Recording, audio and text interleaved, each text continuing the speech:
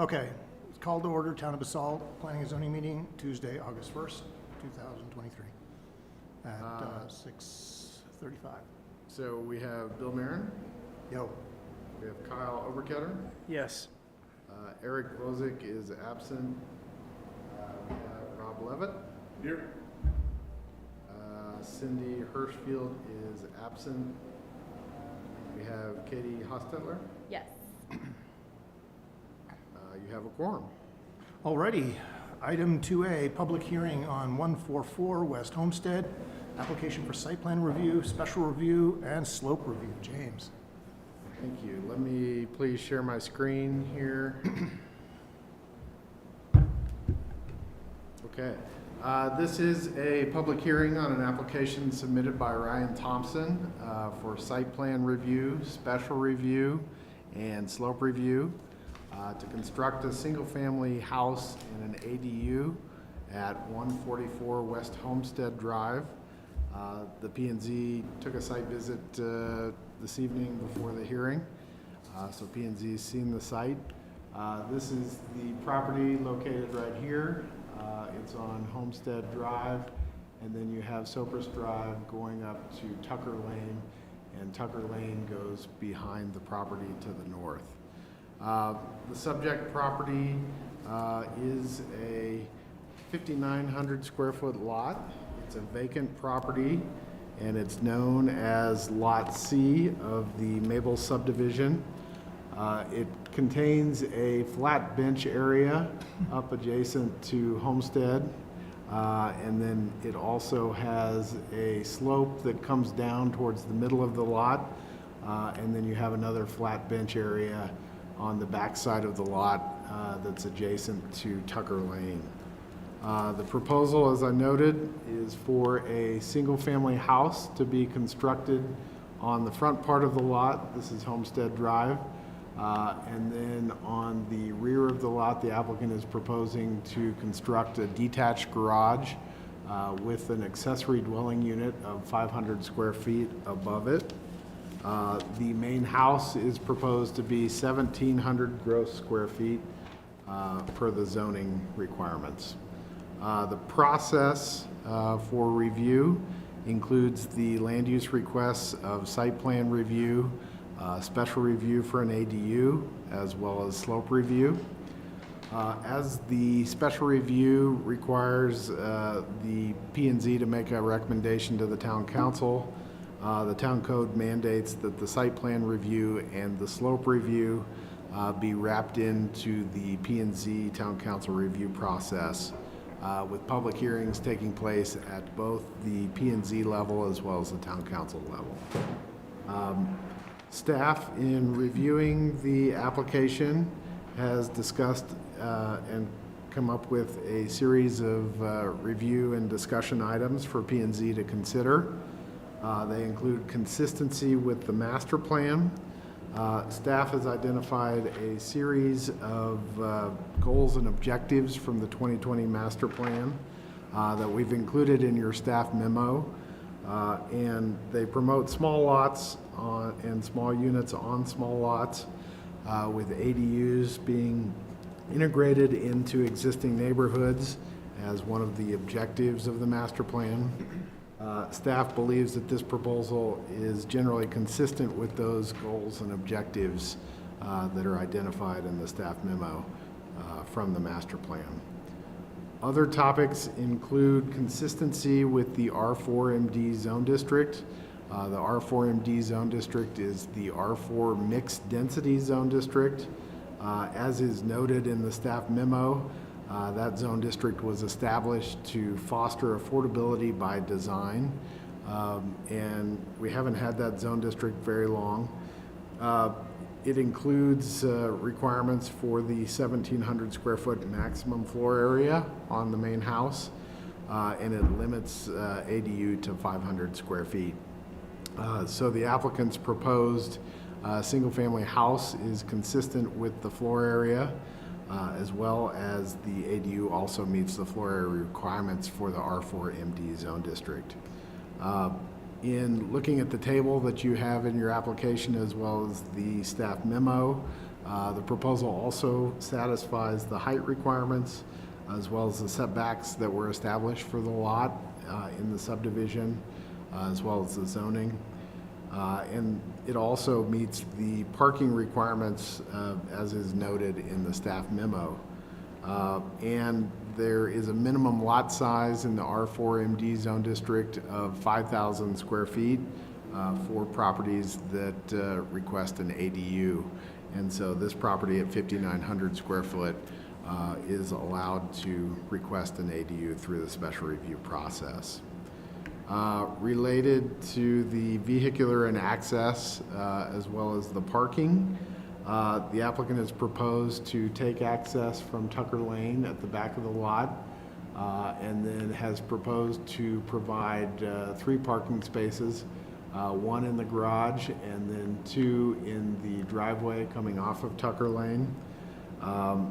There is a requirement in the R4MD zone district for 2 spaces for the main house and then 1 space for the ADU. It's a little bit different than the other zone districts like R3TN, which require a little bit more parking for the main house. But the applicant does provide the 3 off-street parking spaces that is required by the code for R4MD. There are conditions of approval in your draft conditions that would require that the main house have stacked parking spaces designated for them, and that the ADU space not be stacked with the main house. And this is for coordination of being able to move the cars in and out of the parking spaces. Additionally, there are draft conditions that an ADU lease require that the occupants of the ADU not have more than 1 car, and that the garage parking space must be maintained as an actual parking space for registered vehicles and not be filled up with storage. These are similar to other conditions that we've placed on other projects that include ADUs in the past. With regard to the deed restriction, the ADU in the R4MD zone district is required to be deed restricted, such that one of the 2 structures on the site is required to be a primary residence. This is similar to the requirements that we have in the R3TN zone district that you've seen quite a bit with ADUs. And the draft conditions require that a deed restriction be executed and recorded before a CO is obtained. In terms of the other discussion items, slope review and utilities, the applicant is proposing to generally stay off the slope to the greatest extent possible, but they're required to run the water line down from Homestead Drive to both houses, the single-family house and the ADU, and they're required to bring the sewer up to the ADU and the main house from Tucker Lane because there is no sewer main in Homestead Drive.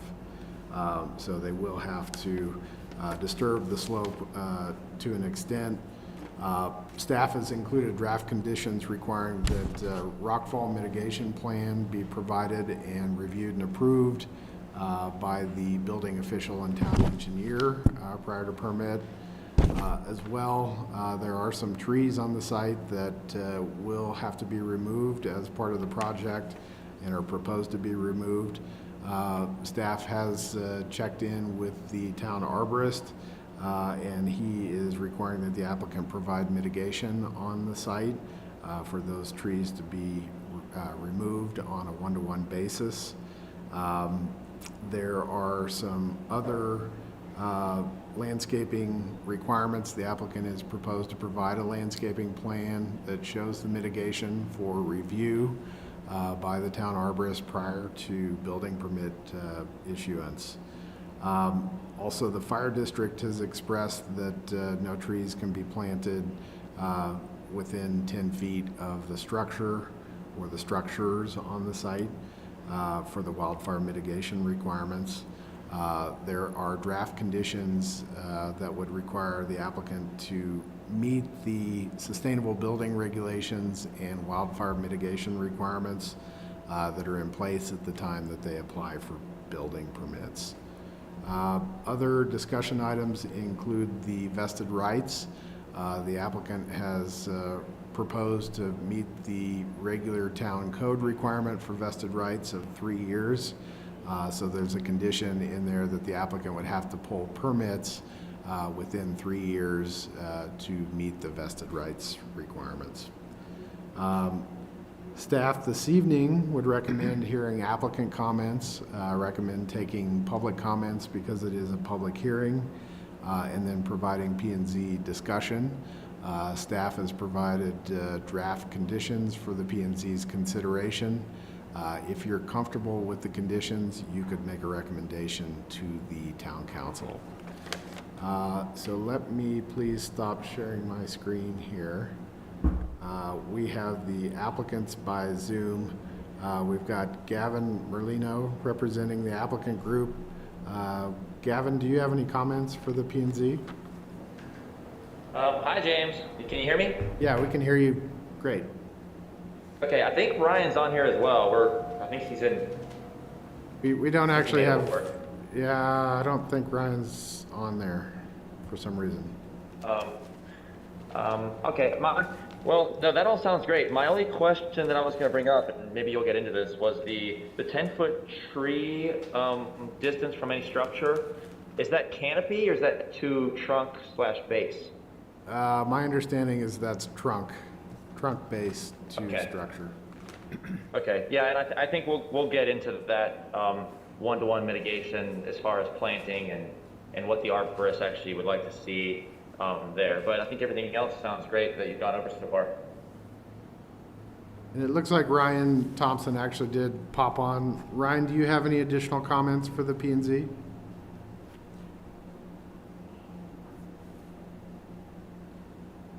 Ryan, if you wish to speak, you could unmute.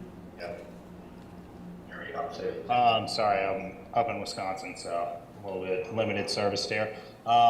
No, everything looks good. I mean, we're happy to work with the town with whatever they need. But yeah, I feel like we've met all the requirements, and hopefully the town agrees on that as well.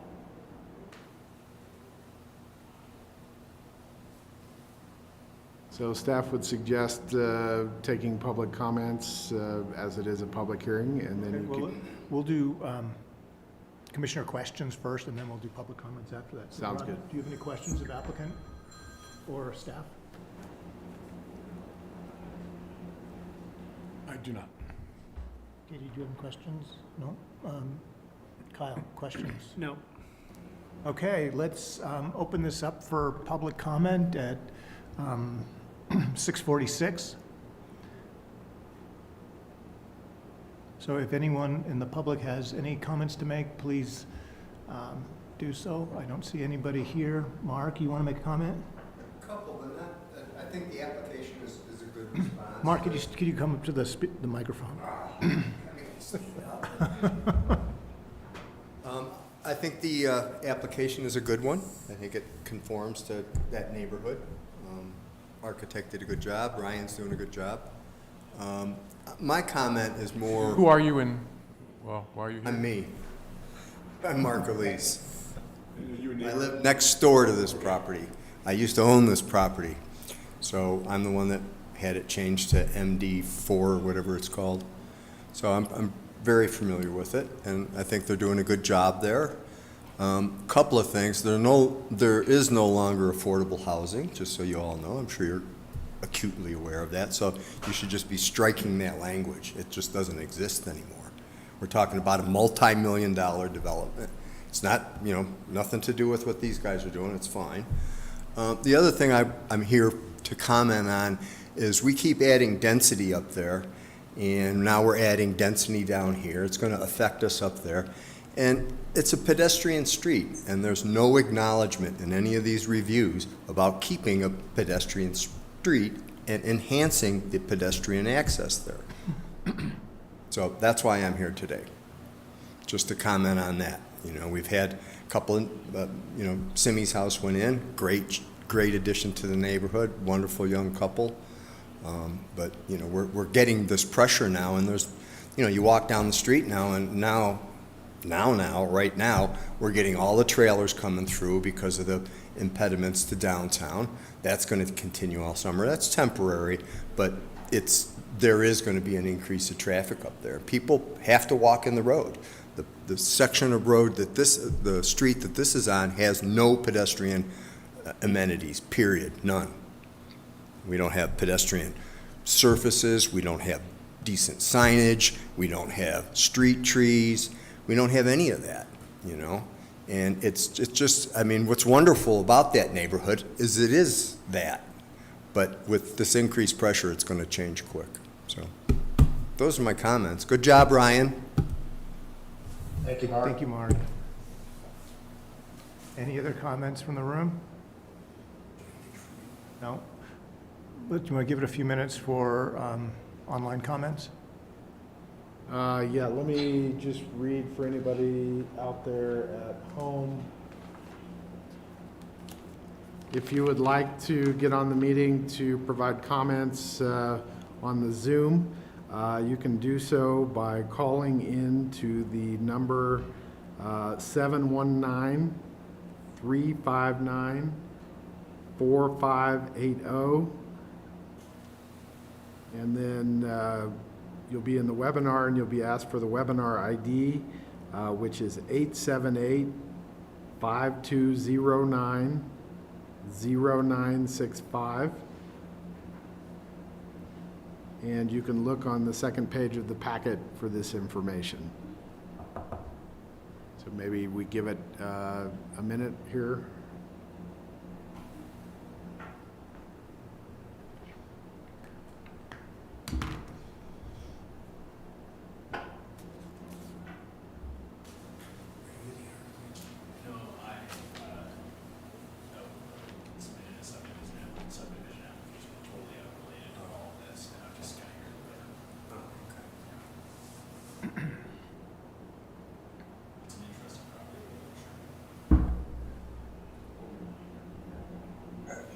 Looks like we've given it. Okay, let's close public comment at 6:50. We should have commissioner comments. Kyle, do you have any comments to make about this? Nope. No? Katie, do you have any comments to make? Rob, comments? I do. You know, I'm a little bit concerned with the parking on Homestead. You know, the town has sort of unenforceable codes about keeping a garage clean. But if you look at the layout of the house, are you more likely to park down below on Tucker and walk up to the house, or are you going to park on Homestead in front of the house and walk in your front door? So while this seems to satisfy the letter of the code, I think in reality it might not do what we're trying to do. And I don't know if there's any issue with street parking there or if it's part of this application. Would you like staff to respond to at least what the parking requirements are on Homestead? Well, I understand what the parking requirements are, but they're typically, this particular property is going to make them very difficult to use and impossible to enforce. So I think that's just one concern with having a garage at a different level and on a different street than the front door of the house. Yeah, because your car, if your tabs on your car in the garage expire, you're technically in violation of your approval in your house because it's not legally licensed. Well, that's not really where I was going. Yeah, but I'm just saying, Yeah. but that's the unenforceable part. There's a lot of unenforceable parts about it, but Right. To make someone keep their garage clear enough to put a car into it is going to be a tough lift for either staff or the police department. But it's really that they're required to have 3 parking spots, but the idea is that those spots would be used. But in reality, those spots might not be used because the person could be parking on Homestead.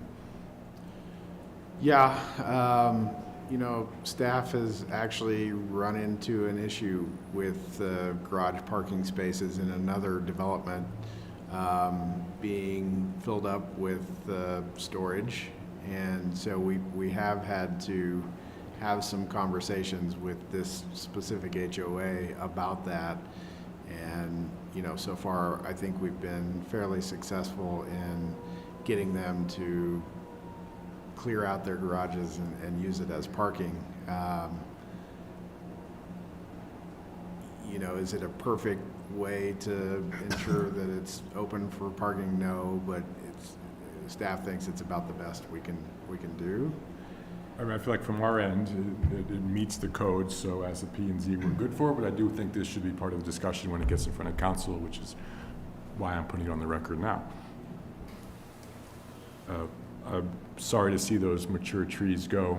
It looks like they're all gonna have to go to accommodate the construction, but I'm glad that town arborist is on it, and I hope that we're successful with all the replacement trees.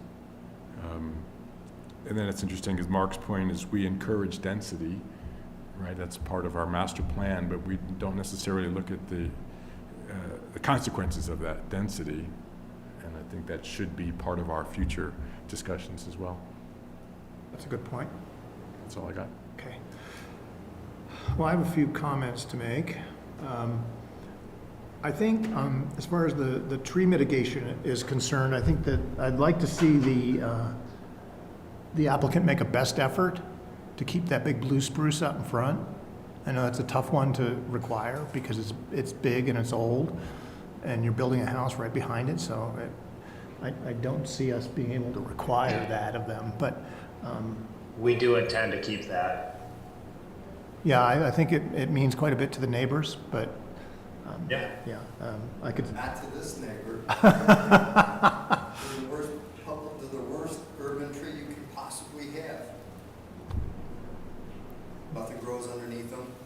They shade you from the south the whole winter. It's an ugly tree. some of your neighbors are very vociferous about thinking differently. I know, I wish I had cut it down when there wasn't restrictions, because that's what I would have done. Planted a real tree. It's a good thought.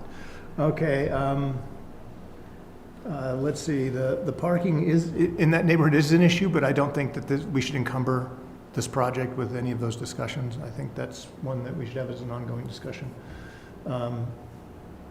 And pedestrian improvements. I'm sure Mark would be happy to pay for a sidewalk in front of his house too, if they were gonna require it up and down the street. I want a walkable street. I- That's what that neighborhood's all about. I get that. I just wanted to I know. give you a little tweak about that. I know. But yeah, that is a walk in the street neighborhood, not a lot of cars. I've lived on that street a number of times, of course, of my career here. So, yeah, it's a great street and it still has a fair amount of locals living on it.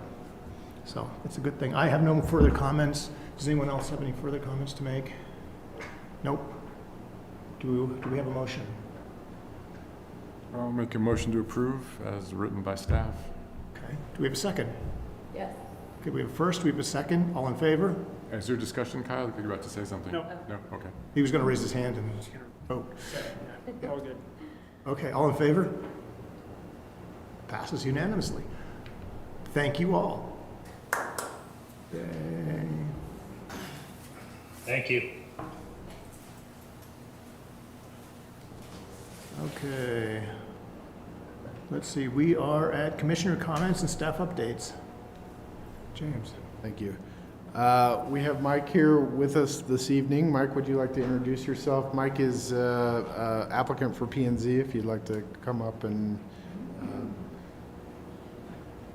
Hello, everyone. I'm Mike Horvath, neighboring property, just developed, but looking to get involved in the community. And as we've seen these mountain communities change over the years, I want to be involved in that and have a finger on the pulse of the change here in town. My kind of work history is civil engineering for both the city of Aspen and town of Snow West Village. So I have the municipal side of things, and would love to join the team. great, thank you. Very much. Nice to meet you. Any questions for Mike? So you work at the town of Snow West Village now? I currently do, yes. Doesn't Brian McNellis work there? Brian does work Yes. there still, I believe. He was one of our planners down here for a long time. Oh, yes. Yeah, I'm their first town engineer. They've hired an engineer for the first time, and so instead of outsourcing it, they're doing it in-house. So you are the town engineer for Snowmass Village? Correct. Awesome. Yeah. So Mike will be going to council next week for appointment, and then if council appoints him, he'll join the P and Z. As a full member or an alternate? I believe as actually a full member, the last full member. I looked at that. You have 7, so you only have 6 members right now, because we're missing Cindy and Eric tonight, so 7. So we still need an alternate? Yeah. Okay. So Mike, good luck. Thank you. We're gonna need it. Yeah, we don't actually vote, but Other updates that we have, the Jadwin application is going to the council next Tuesday for their annexation eligibility hearing. And so if the council were to approve the annexation eligibility, then we would start the development review process with P&Z and the Basalt Affordable Community Housing Committee, BAC, shortly after that. So P&Z could be looking at that shortly. We also have some other applications that are in the queue for P&Z to look at. They include a subdivision, minor subdivision over on Original Road. We also have another site plan review in the industrial zone district in the Basalt Industrial Park that you'll be seeing in short order as well. So we've got some more minor applications that require P&Z and council review, so you'll start to see those as well. Midland Streetscape Project, P&Z will also be back in the fold in looking at revised scope on that at some point in the near future. And I think that's about it for the staff updates. so has scope changed for phase 2? No, we're looking at value engineering pieces, as you might have read about in the paper the last go-around here. And so there'll be some conversation on a couple of those scope adjustments. Alrighty, is anything happening with the daycare piece out at Willits? The daycare piece, Blue Lake Preschool is still in the process of fundraising on that piece. The Stotts Mill daycare, however, the corn shell space that was required of the developer, Blue Lake Preschool and the Basalt Education Foundation also put in a proposal to finish off that space and operate out of there as well.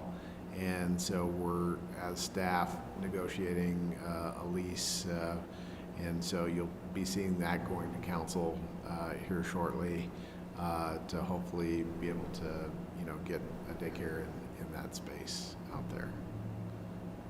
They're getting close to getting finished with the core and shell of that daycare. And is anything happening with the project across the street, the so-called grocery store? BCC is, they're working on their approval documents, and they're doing pricing exercises is what we've heard. But we don't have a permit at this point. Weren't they hoping to break ground in the fall? This coming fall, I think they're still really trying to figure out their schedule. So next spring? I can't say for sure, to be honest. I bet their money has a lot to do with it too. All right, I guess that's it. Do we have a motion to adjourn? I'll make a motion. Cool, we have a first. Do we have a second? Second. All in favor? Aye. Thank you all. Everybody have a good evening.